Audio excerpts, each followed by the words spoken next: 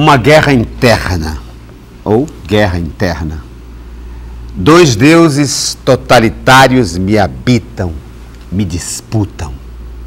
O Senhor Deus das coisas possíveis oferece vitórias e a marca da sedução. O Senhor Deus das coisas impossíveis oferece terríveis e oblíquos desejos. Sou inteiro, um deles agora, e preciso ao menos do empate para viver.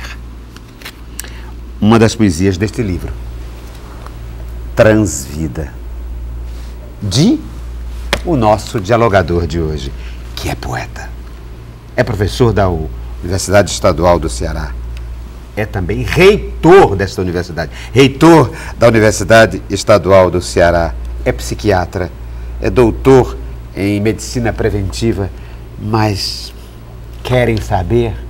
Eu o conheço, é meu amigo desde o tempo da adolescência. O que ele é, na essência, é poeta.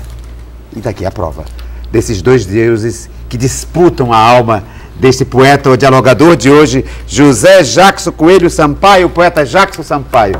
Jackson. Como vai, meu amigo? Há tanto tempo, hein? Pois é, tanto tempo. Quanto tempo, pois é, quanto tempo. Me perdoe a pressa. É a alma dos nossos negócios. Oh, não tem de quê. É verdade. Nós nos conhecemos desde 1972. É um conhecimento bastante longo. É exatamente o tempo que eu comecei a atuar aqui no Clube dos Poetas, o tempo que eu conheci Célia, com quem no ano seguinte me casei, não é? O tempo de militância ainda no Partido Comunista Brasileiro, o tempo de prática médica como psiquiatra clínico, né? O início da luta pela reforma psiquiátrica. 72 é um ano fundamental, é um ano seminal. Pleno recrudescimento da ditadura militar, não? Da violência, da tortura, da censura. O primeiro golpe foi em 64. O segundo golpe, o golpe dentro do golpe, inclusive contra os chamados militares democráticos, né? Ele vai acontecer em 68, né? Com o AI-5. 13 de dezembro de 68. Então, de 68 para 72 são 4 anos. Você está no auge, né? No auge dos tempos sombrios. Eu abri aqui o programa lendo esse poema lindo do Transvida, de um dos seus livros, que são um dos objetos que o Jackson Sampaio me trouxe. A guerra interna, dois deuses que habitam o poeta e que o disputam a sua alma. Eu queria que você comentasse isso a partir aqui dessas duas figuras. Esta figura que está aí, despojada, em mangas de camisa, e esse um dos objetos que você me trouxe, que é exatamente a gravata, o paletó. Duas personas, o poeta e o formal, o reitor, aquele que tem que estar nas solenidades, etc, etc. Faltando esses dois objetos que você me trouxe, a poesia e o terno e gravata. Eu fico pensando que eu sou muito complexo, né? Eu tenho vários eus aí, vários Jacksons. Eu gosto de todos. Embora seja desconfortável no sentido físico usar terno e gravata, eu tenho uma dificuldade muito grande de usar terno e gravata, mas eu também não acho ruim. Quando eu estou vestido, quero estar vestido bem, bonito, quero estar me sentindo elegante, não é? Assim, quase como um modelo da terceira idade, um modelo italiano, né? Não é? Então eu não tenho problema nenhum com essa questão, não é algo que eu sofra por usar. Mas não é adequado nem ao nosso clima, não é adequado à modernidade, não é? Essas roupas deveriam já estar mudando. Você conseguiu esse empate do qual você fala aqui no livro, na guerra interna do poema, dois deuses totalitários me habitam e me disputam. E aí você cita os dois deuses, o Senhor Deus das coisas possíveis, né, que oferece vitórias e marcas da sedução, o Deus das coisas impossíveis, que oferece terríveis e oblíquos desejos. E você diz que precisa que haja um empate para que você possa viver nessa disputa entre esses dois deuses. Empate nunca é possível. Tem sempre um desequilíbrio, tem sempre alguém, né, sofrendo, alguém menor, alguém maior, sob domínio. Esse empate, ele é muito mais uma certa utopia, algo que você coloca no futuro para imaginar que pode suportar a dor do viver. Viver é doído. A possibilidade de construção do prazer, ela é razoavelmente eventual. Eu, por exemplo, não tenho nenhum fetiche em relação à felicidade, né? Eu acho que a felicidade é algo que eu tenho conseguido, mas não é algo que eu coloco como meta. Que meta para mim é a dignidade. Sim, sim, sim. Né? A minha meta não é emocional, a minha meta é ética. Ética. Não é? Que tem a ver com a dignidade. E se eu consigo, eticamente, ir produzindo alguns equilíbrios, né, eu estou bem. E é possível, então, encontrar essa ética nessas duas personas. Nessas duas. No poeta, digamos, no epicuriano, no dionisíaco, no dionisíaco e no Apolo. E no Apolo. que é o Apolíneo e o dionisíaco aí lá do Nietzsche, né, vai fazendo esse transtorno. Vai se fazendo, não é? Por exemplo, eu não imagino o ser humano bom ou mau. Ele é apenas um ser capaz de construir sua própria bondade, sua própria maldade, não é? Nesta seta no tempo que a gente chama de história. Transtorno, quer dizer, eu me lembrei de transtornar, quer dizer, tornar-se em trans, né? Ou transe também. Ou em transe. E o seu livro chama-se Transvida, quer dizer, não é uma vida, não é um lugar, não é um estado. Não é um estado biológico. É um vir-a-ser permanente. É um transe, não é? Transe. É um inter. É um inter. Não é? É um trans, é um inter. Está por aí. E essas duas personas, a persona aqui do reitor, do mais formal, daquele que tem que ir para as reuniões, para as posses, etc., tem que usar esse objeto que você me trouxe, ele transa, essa persona transa em todos os sentidos. Sim. Com o poeta, com aquele poeta adolescente que eu conheci no Clube dos Poetas. Porque antes do adolescente tem uma criança, né? Esta criança está ali zombando, está vendo como é que estão os outros de terno também, né? Como seriam eles nus, por exemplo, né? Então é a velha brincadeira da criança que viu o rei nu, né? Então essa história de ficar o tempo todo com um certo distanciamento crítico, um certo recolhimento ao que eu chamo meus bolsões de solidão, não é?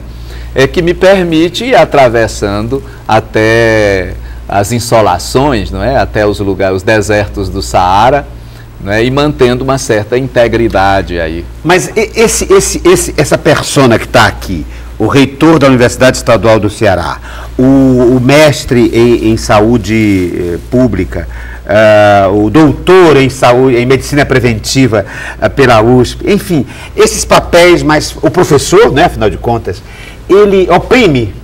É uma relação de opressão em relação ao poeta, ao homem dos desejos oblíquos, hein? De qual você fala aqui no livro. De jeito nenhum, Ricardo. Eu não me sinto uma pessoa oprimida por circunstâncias. Uma das coisas que eu sempre procurei imaginar é que de tudo isso eu posso perder. Algumas coisas essenciais, no próprio treinamento como psicoterapeuta, né, eu gosto sempre de dizer, é uma habilidade que eu trago comigo. Então eu posso exercer a psicoterapia até num banco de praça. Então eu não preciso dos contingentes, do consultório, eu não preciso de um...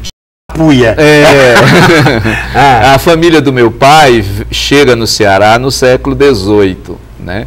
Eles eram portugueses da Galícia, daquela região do norte, fronteira com a Espanha, né? Eram galegões, não é isso? E entram pela Bahia, acompanhando a casa do Barão da Torre. Era um ramo pobre, não é, dos Garcia Dávila. E sobem com bandeira de gado a partir do Médio São Francisco, atravessam Pernambuco, entram no Ceará pelo Cariri e vão se fixar lá nos Inhamuns, lá em Tauá, Crateús, não é, Tamboril, que é onde meu pai nasce, né? Mas você é de Sobral. Eu nasci em Sobral, você nasceu em Sobral. Mas eu fui gerado em Crateús. Né? Eu estou aqui procurando o poema, enquanto você falava, estava procurando de novo, porque eu me perdi. O poema chama-se Guerra Interna.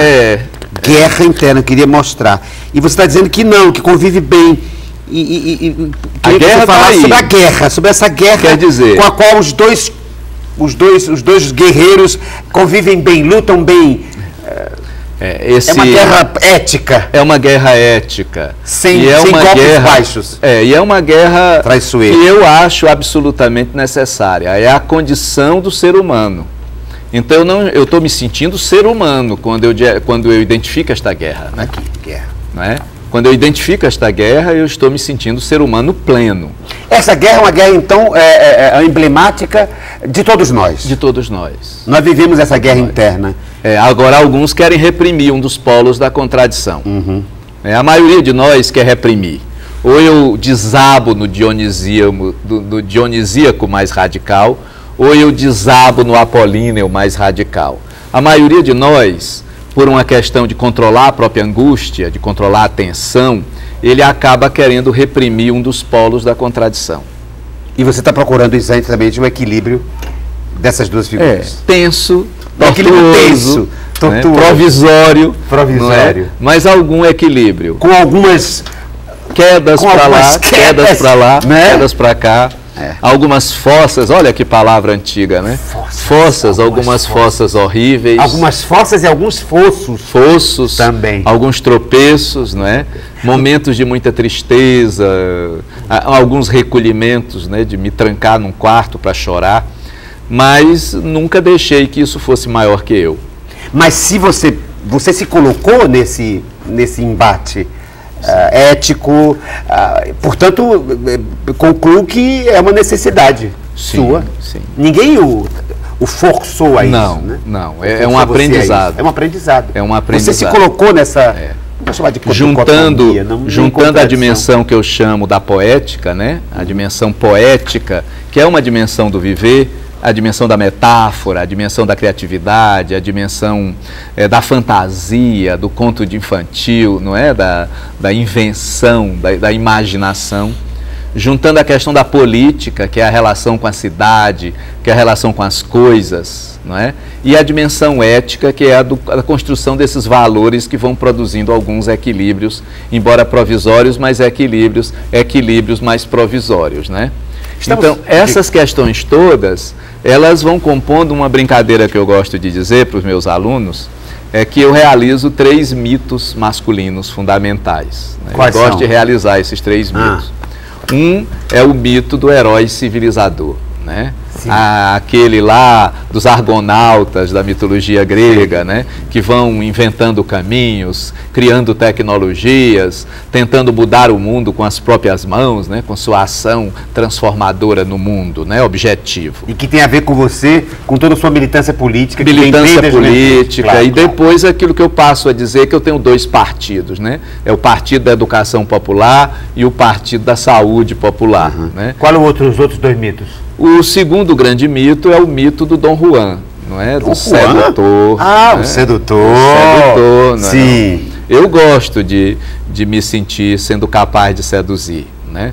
Mas eu já descobri que a maioria das vezes sou eu que sou seduzido, né? Então, e para ser o outro, para ser o civilizador, é preciso ser o Dom Juan também. Precisa, né? Também. Eles não estão completamente... Não estão completamente, não são. Desligados. Por isso é que são 3 grandes mitos masculinos, eu acho.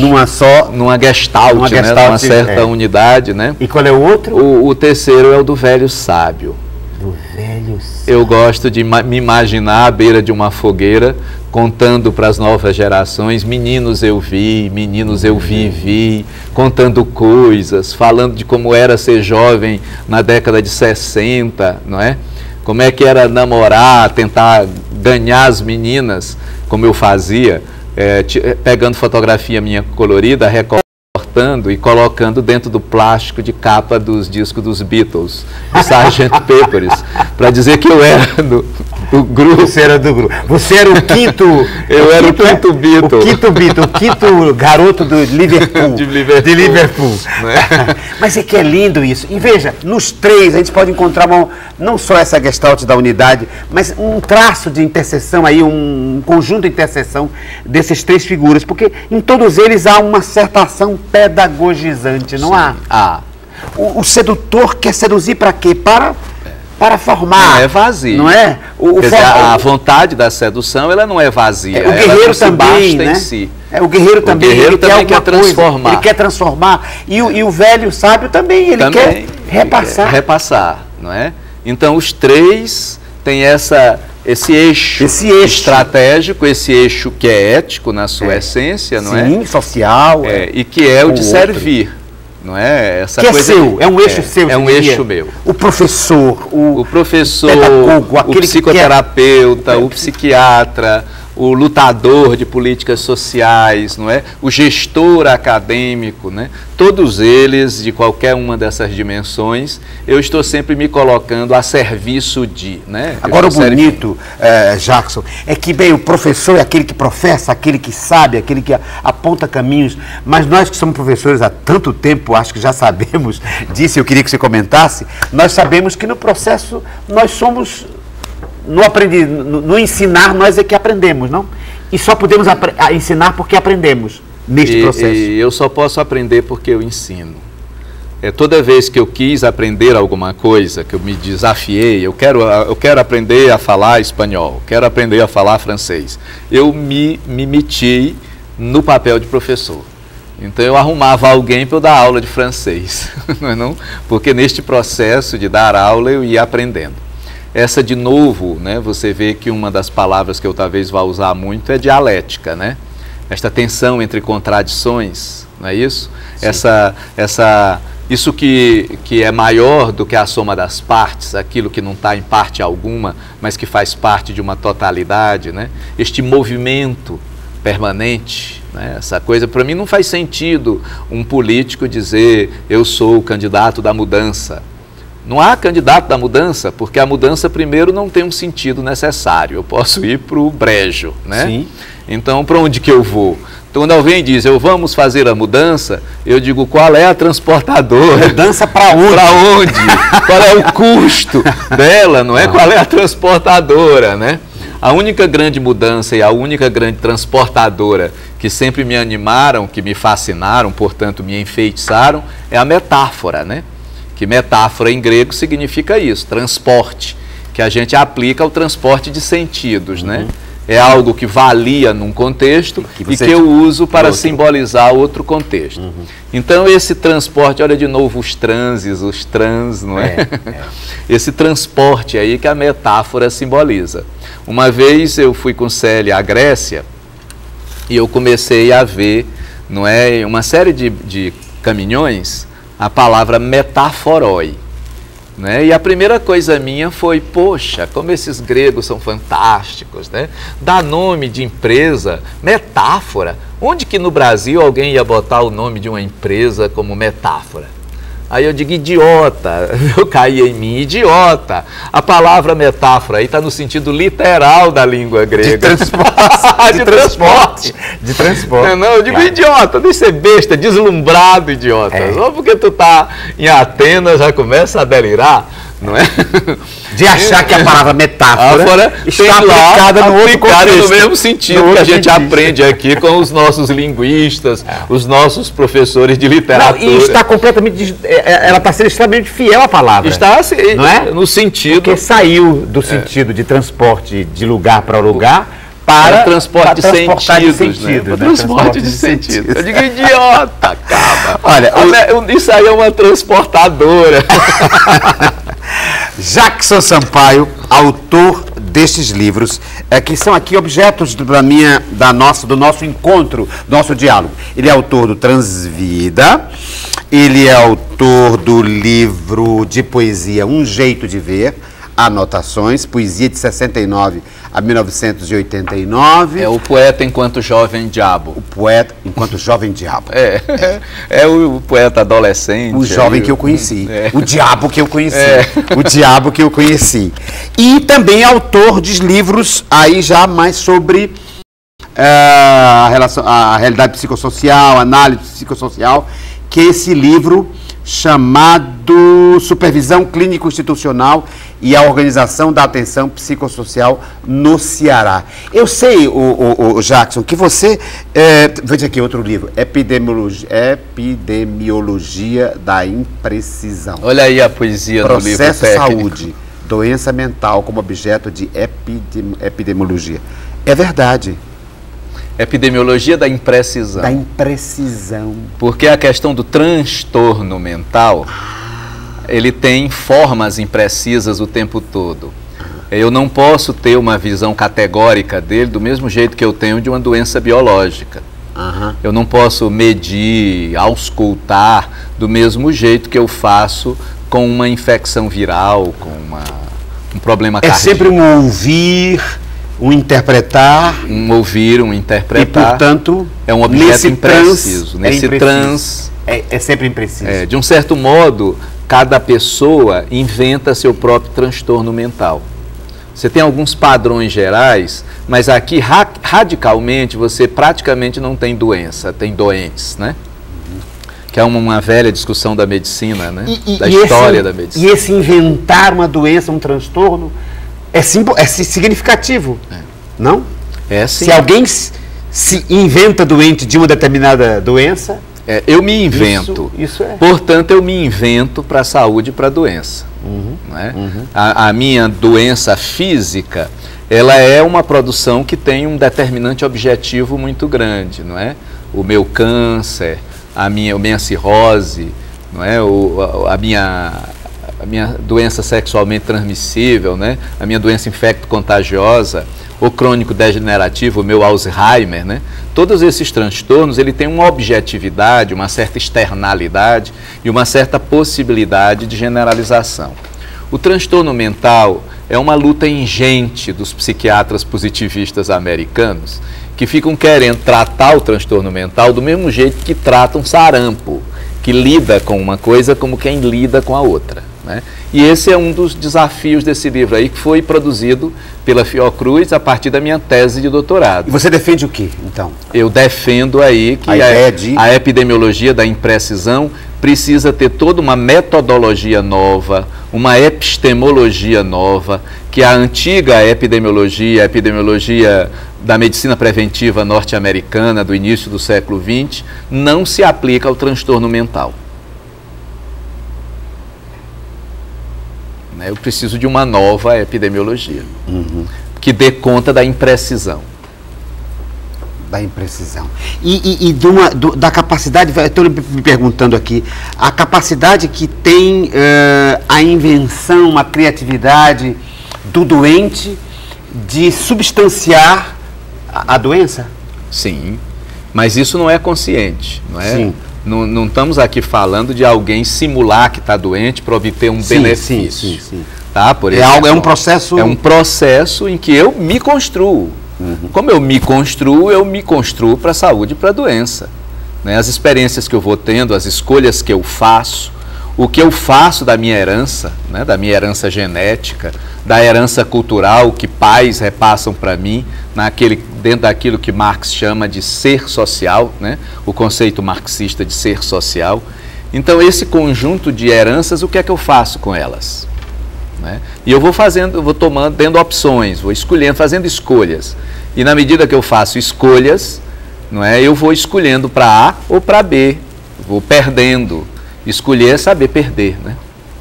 Sim, implica em saber perder. Na hora que escolho algo, perdi. Perdi algo. Né? Algos. É no plural. Os chineses têm uma frase que a vida tem 100 caminhos. A gente palmilha 1, 2 ou 3 e está permanentemente com a nostalgia dos 97, 98, que não 99, palmilhamos. Que não palmilhou. Que não palmilhamos. Então, cada escolha... Ela te dá alguma coisa e ela te faz perder outras tantas ou muito mais do que aquilo que você podia supor ao perder. E é tão terrível porque às vezes, mesmo quando você, às vezes não sempre, quando você escolhe um caminho, ao palmilhá-lo, o caminho não era o caminho que você imaginava que. E nunca é. Nunca é. Nunca é. O caminho é sempre o caminho que está sendo feito, né? E nunca o caminho previamente... Constantinos Cavafis, que é um grande poeta de Alexandria do século XIX, que escreveu em grego clássico, né? Constantino Cavafis tem um livro que é baseado na ideia lá do Homero, na ideia da busca de Ítaca. Né? E o nome do poema do Cavafis é Ítaca. E ele diz, para você chegar em Ítaca, você teve que enfrentar sereias, você teve que enfrentar gigantes, você foi quase transformado em porco por bruxas, você fez isso, né? Aí ele vai meio que dizendo todas as coisas que você tem que enfrentar em busca de Ítaca. Só que não se decepcione com o que Ítaca lhe oferecer quando você chegar lá. Porque você já sabe que as Ítacas servem para te colocar em movimento. E não para ser um lugar de destino. E não para ser um lugar de destino. De chegada. As Ítacas servem para te mover. Mover na travessia. Na travessia. Na travessia. Então, se você já sabe para que servem Ítacas, não se decepcione com o que encontrar lá. É só para te movimentar. É só para te movimentar. Mas ela te deu ao te pôr a caminho. O nosso dialogador de hoje é esse poeta. É o poeta Jackson Sampaio, psiquiatra, doutor em medicina preventiva e reitor da Universidade Estadual do Ceará, meu velho companheiro do Clube dos Poetas Cearenses, com quem conversarei sobre 2 objetos que ele me trouxe aqui, bem embrulhadinhos no papel laminado, no próximo segmento do nosso diálogo com o poeta da Transvida.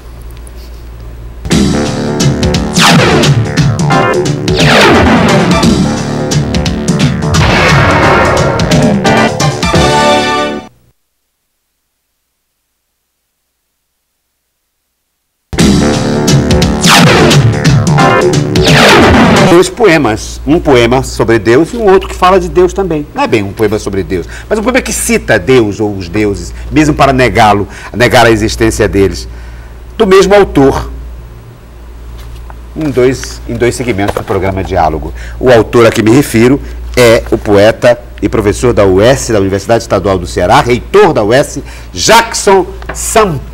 Jackson, 2 poemas em que Deus está presente. Inclusive você repete até a ideia de deuses que me habitam, não é? Claramente está dizendo aqui, é o Deus que me habita, a possibilidade de viver sem dor e morrer súbito. Depois você diz, 2 deuses totalitários me habitam e me disputam. Queria que você comentasse essa, como é que chama? Essa recorrência a uma ideia que os poetas têm, em 2 tempos tão diferentes. Porque Deus é nos anos 60 e nos anos 90. Tem bem 30 anos entre um texto e outro. Entre um livro e outro, né? Pois é. Os poetas se repetem, né? Há uns leitmotifs, há uns motivos que se repetem sempre.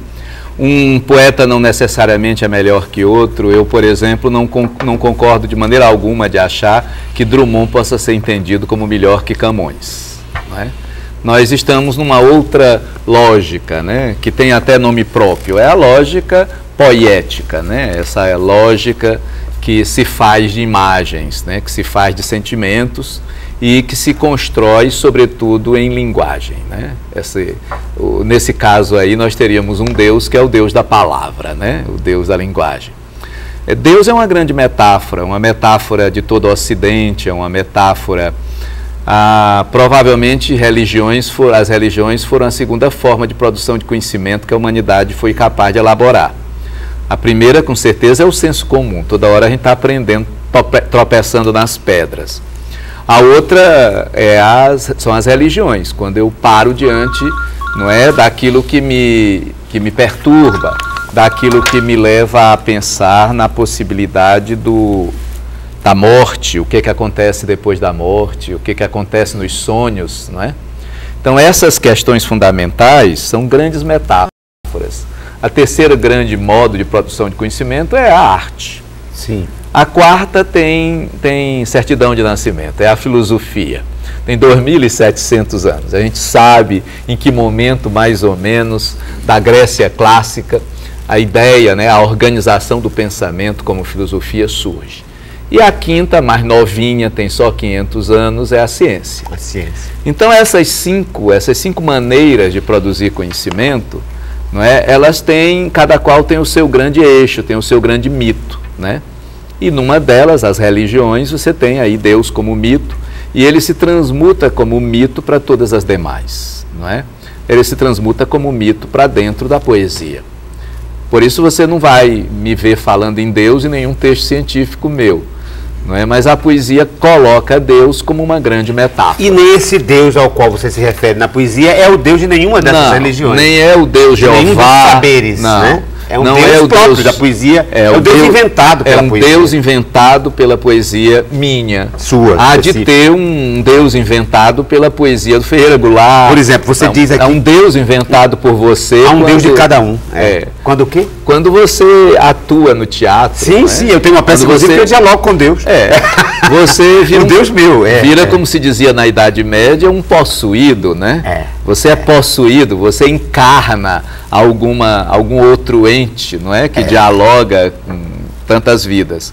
Então, esse é a minha metáfora fundamental, né? Esse é o Deus que sou eu. Que Deus é esse? Esse Deus sou eu. Esse Deus...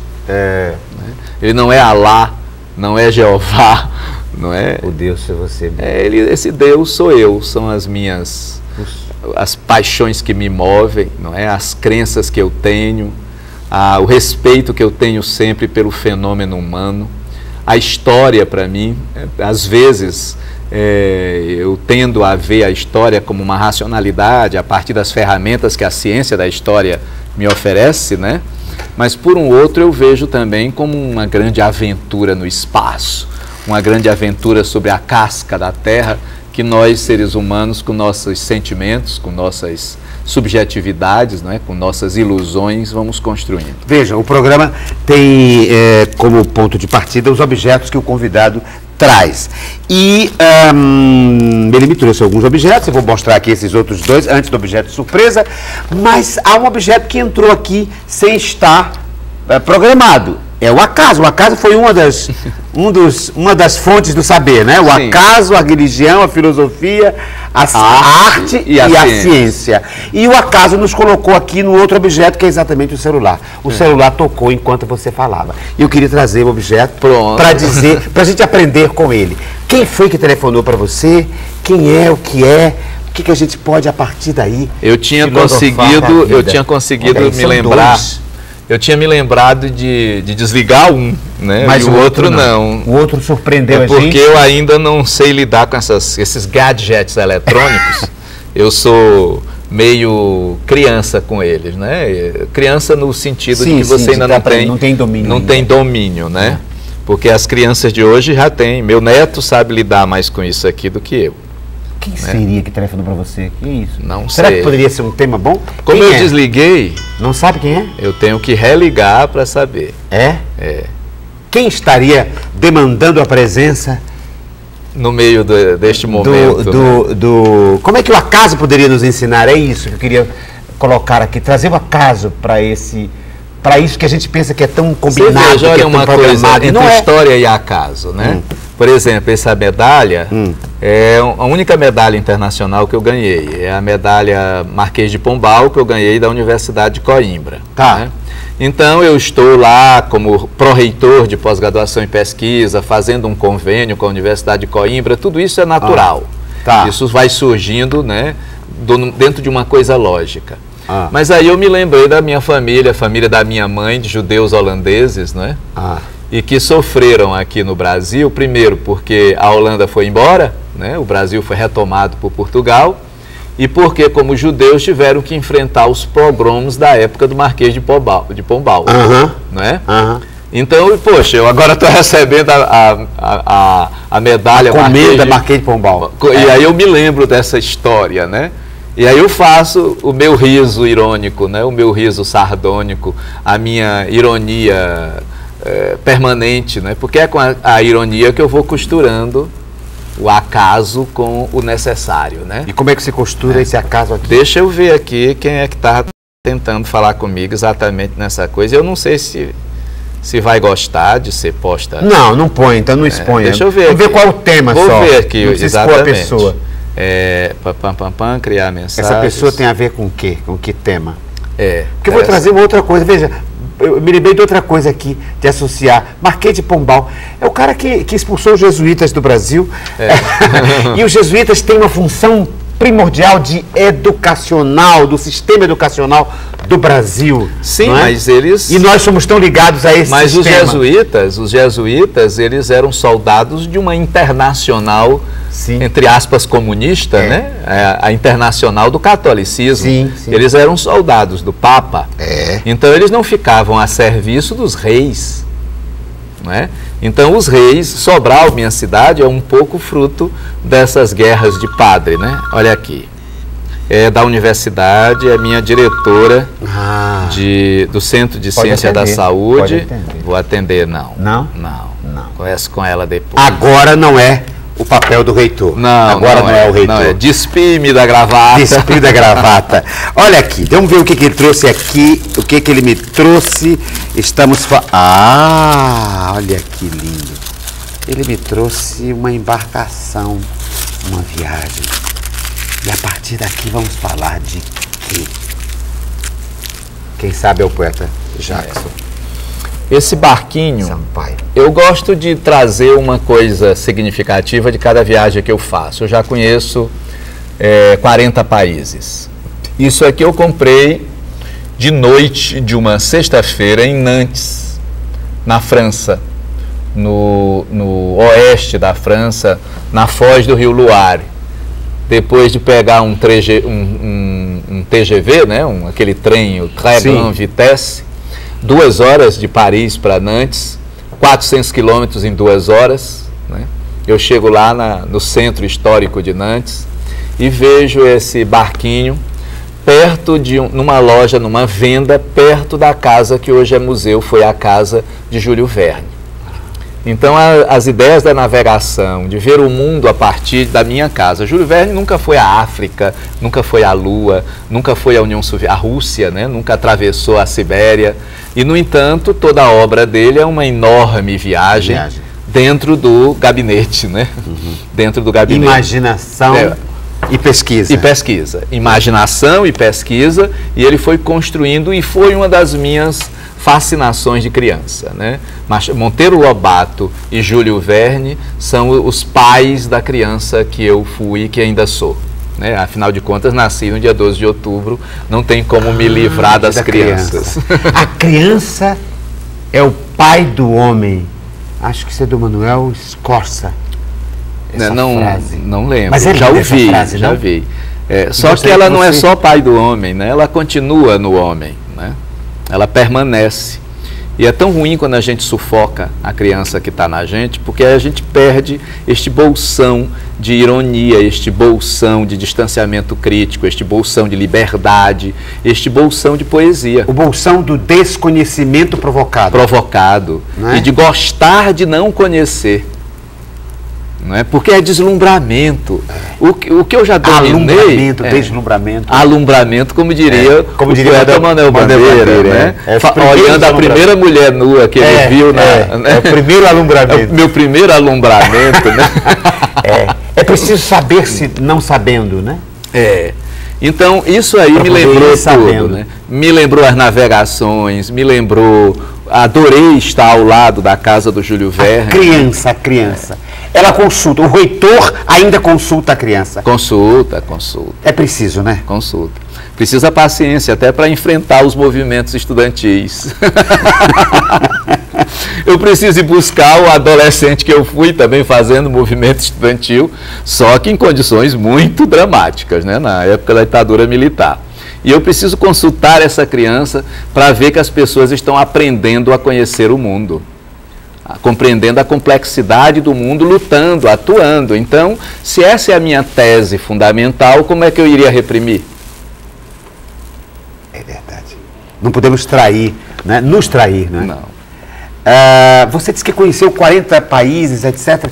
Eu fiquei imaginando, me lembrando de uma outra história, de um outro... Você disse que era uma pessoa feita de livros, de palavras, e isso também nos identifica, né? A gente é ligado a livro, a poesia, há mais de 40 anos. Jackson, e eu estou me lembrando de uma outra frase que tem a ver com viagem. A frase é do Nelson Rodrigues. Ele diz que a viagem que ele gostaria é uma viagem... que a única viagem que ele gostaria de fazer é uma viagem em que ele nunca desembarcasse. Porque o que fascina é a viagem e não chegar. Volta a Ítaca, não é? É a viagem. Olha o que Ítaca te deu. Ítaca te deu a viagem, né? Te deu o percurso, te deu o movimento. A você também encanta isso? Demais. A viagem em si, e não o lugar para onde eu vou. Não, eu também gosto de chegar lá. Gosta né? também. De novo, faz de parte... viajar no lugar. De viajar no lugar. Eu viajo antes. Né? Eu tenho um dos poemas que está aqui, é a narrativa em 3 etapas de uma viagem que eu fiz de buggy aqui pela costa do Ceará até o Rio Grande do Norte, Fortaleza até o Rio Grande do Norte.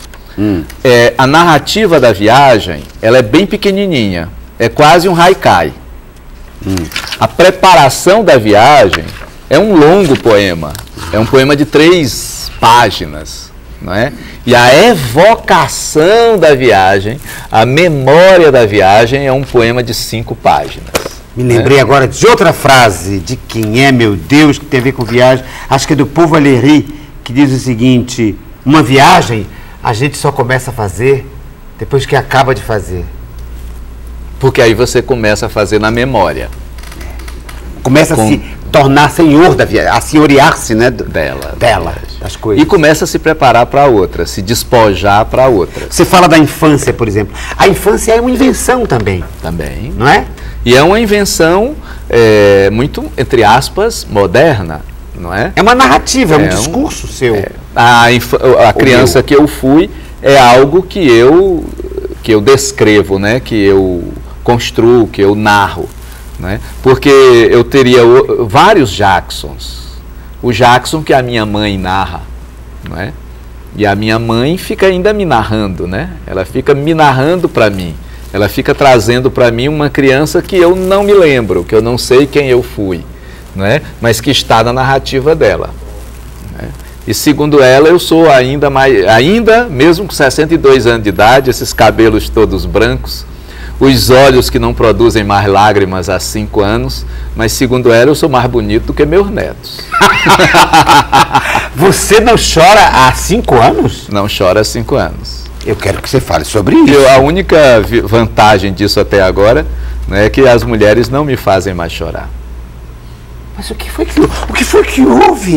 Eu agora sou psicanalista do psiquiatra Jackson Sampaio. Essa frase é linda. Olhos que há 5 anos não choram, não lacrimejam, não produzem lágrima. Não produzem lágrima. Porque o chorar aí seria uma espécie de espasmo, de orgasmo das glândulas lacrimais. Né? Sim. Na verdade, eu não tenho nem a lágrima para estar protegendo o olho. Né? Então, eu tenho que estar o tempo todo usando colírios. Então é uma questão biológica. Física. Fisiológica. O que é isso? Tem uma palavra muito bonita na biologia. O que é um transtorno. Um transtorno. Né?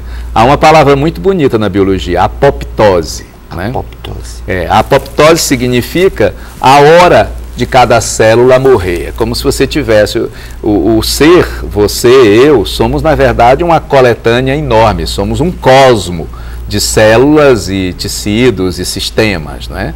E cada qual tem o seu tempo de se acabar. Se eu, como uma unidade, Jackson Sampaio, tenho essa permanência que já chega aos 62 anos, mas eu tenho os tecidos meus, células minhas, glândulas minhas que já se acabaram. E uma delas delas é a glândula que produz lágrima. Isso tem a ver com um processo emocional seu? Não.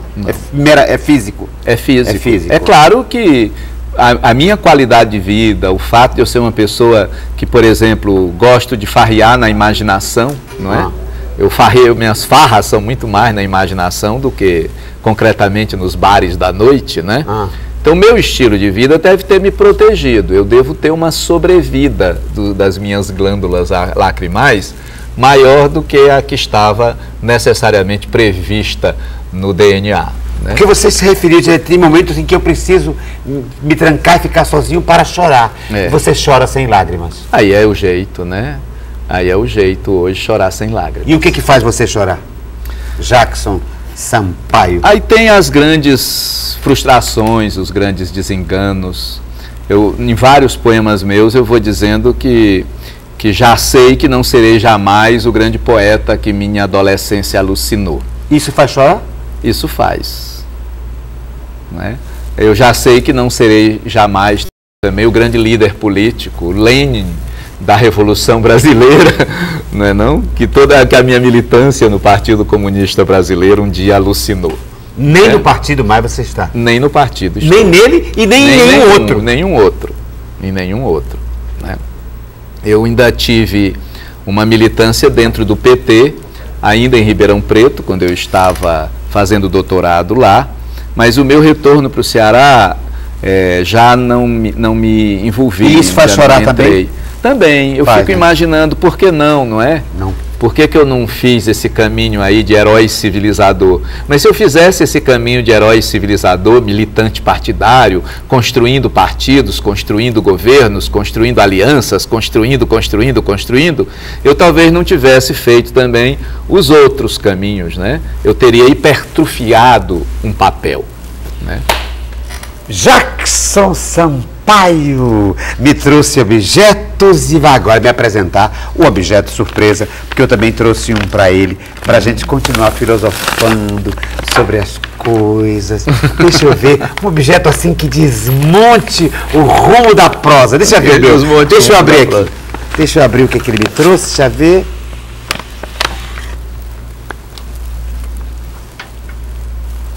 Uma máscara.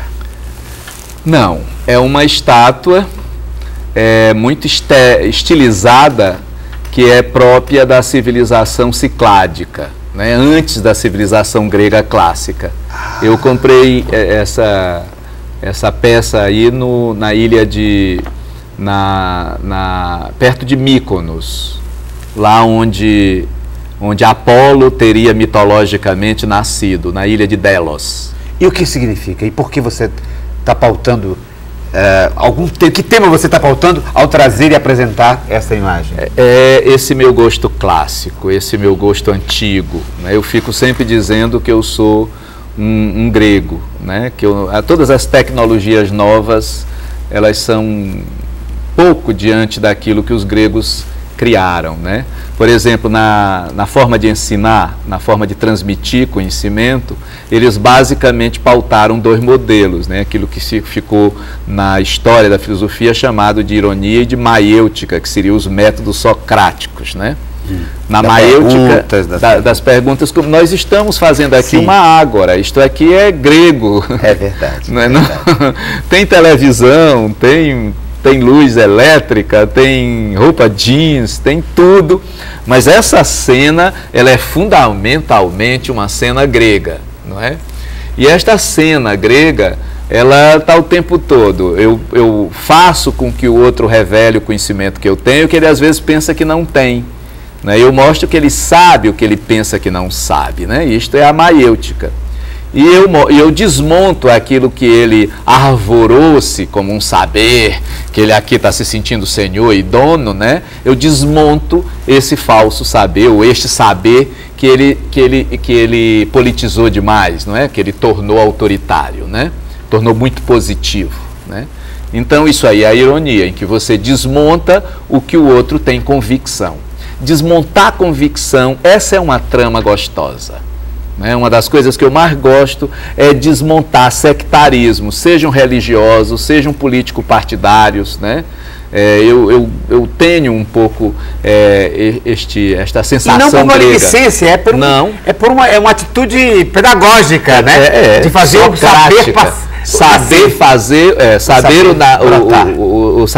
saber brotar, o saber nascer, o saber crescer, o saber entramelar-se com outros saberes, né? Para mim, um índio, para mim, uma pessoa, um homem de rua, não é? Todos são portadores de saberes que são muito importantes e que o meu não é necessariamente maior ou melhor do que o deles. Vamos ver então o que eu lhe trouxe e vamos continuar conversando, filosofando. E se você olhar, os gregos foram capazes de ir na forma, muito claramente, credo. Pera, não mostra. Na forma o quê? Muito claramente eles foram a formas muito puras, muito limpas, né? Muito limpa, Mas ao mesmo tempo eles eram de mau gosto em cores, né? Quando você recupera como é que isso era pintado na época ou não, era de um mau gosto terrível. Vamos ver o que eu trouxe para Jackson Sampaio. Tem mais? Tem, não sei, não. Teve alguma coisa que quase fere meu dedo. O que você associa a isso? Olha, teve uma coisa que feriu meu dedo. Você me fez sangrar.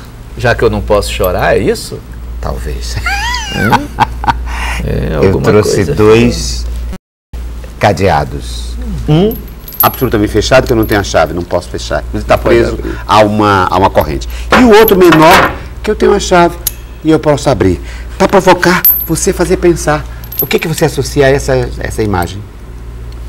Bom, dentro da linha dos gregos, eu me lembrei de Prometeu acorrentado, né?